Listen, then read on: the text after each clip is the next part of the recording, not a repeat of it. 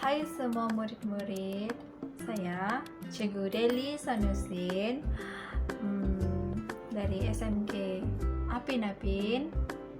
Apa kabar semua murid-murid? Cikgu harap semuanya berada dalam keadaan yang baik dan ceria. Oke, pada hari ini kita akan sama-sama mengkaji bahasa dalam konteks budaya. Oke, pada minggu lepas cikgu apa yang kita telah belajar ialah mengenai pragmatik, yaitu konsep pragmatik. Oke. Dan hari ini kita akan masuk topik 6.2, yaitu bahasa dalam konteks budaya. Dan untuk pengetahuan murid-murid, bahasa dalam konteks budaya ini terbahagi kepada dua, yaitu pertama ialah peribahasa dan kedua ialah ragam bahasa.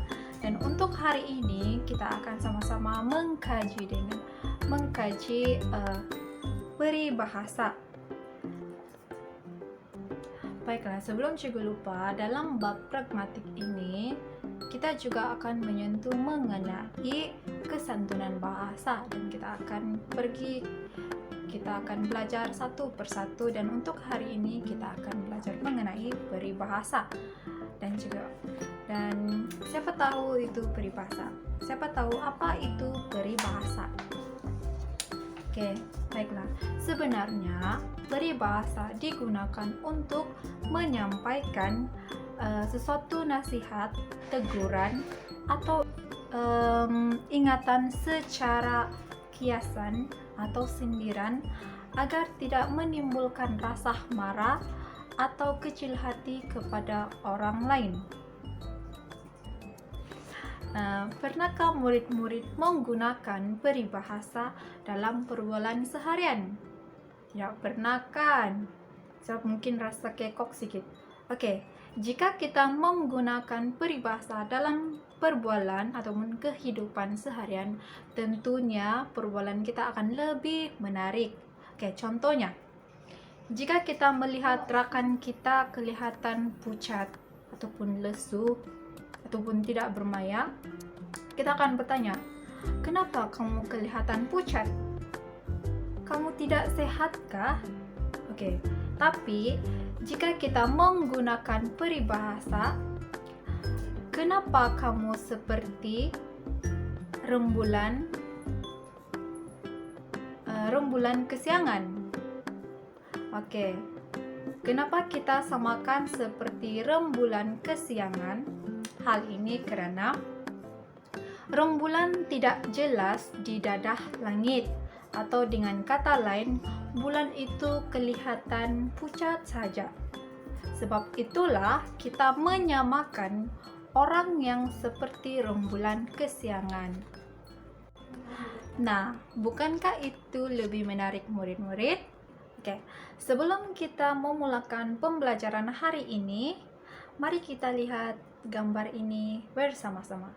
Oke, apa yang cikgu mahu kamu perhatikan gambar ini betul-betul dengan teliti dan nyatakan peribahasa yang boleh dikaitkan dengan gambar-gambar tersebut. Oke, bagaimana murid-murid? Adakah kamu dapat menyatakan peribahasa yang bersesuaian dengan gambar tersebut? Oke, mari kita lihat gambar yang pertama. Apa agaknya peribahasa yang sesuai ya? Oke. Rasa-rasanya apa peribahasa yang sesuai dengan gambar pertama? Oke. Gambar pertama itu lautan. Oke. Maksudnya, kalau takut di lambung ombak, jangan berumah di tepi pantai. Apakah maksud peribahasa tersebut? Maksud peribahasa tersebut ialah kalau kita takut menerima kesan buruk akibat perbuatan kita,